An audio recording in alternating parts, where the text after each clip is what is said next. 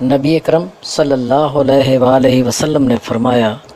قیامت کے دن مومن کے میزان میں اخلاق حسنہ سے بھاری کوئی چیز نہیں ہوگی، اور اللہ تعالیٰ بے حیا بد زبان سے نفرت کرتا ہے۔ ام المومنین سیدہ عائشہ رضی اللہ تعالیٰ عنہا کا بیان ہے کہ میں نے رسول اللہ صلی اللہ علیہ وسلم سے سنا، آپ فرماتے تھے، بلا شبہ مومن اپنے حسن و اخلاق یعنی عمدہ عادات کی بنا پر روزہ دار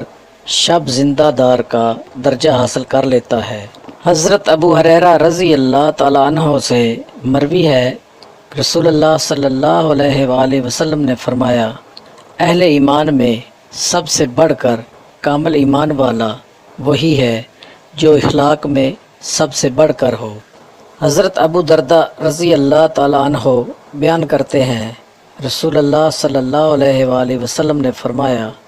روز قیامت سب سے پہلے مجھے سجدہ کرنے کی اجازت دی جائے گی، اور سب سے پہلے مجھے سجدہ سے سر اٹھانے کی اجازت دی جائے گی، بس میں اپنے سامنے دیکھوں گا تو تمام امتوں میں سے اپنی امت پہچان لوں گا، اور اسی طرح اپنے پیچھے، اسی طرح اپنے دائیں، اور اسی طرح اپنے بائیں۔ تو کسی شخص نے عرض کیا، اللہ کے رسول، آپ تمام امتوں میں سے اپنی امت کو کیسے پہچانیں گے، جبکہ نوح علیہ السلام سے لے کر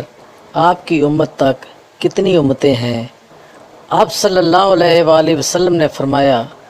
وضو کے نشانات کی وجہ سے ان کے ہاتھ پاؤں اور پیشانی چمکتی ہوگی، ان کے علاوہ کوئی اور ایسا نہیں ہوگا، اور میں انہیں اس لیے بھی پہچان لوں گا کہ انہیں ان کا نامہ اعمال دائیں ہاتھ میں دیا جائے گا، اور میں انہیں پہچان ایک اور علامت سے بھی لوں گا کہ ان کی اولاد ان کے آگے دوڑ رہی ہوگی۔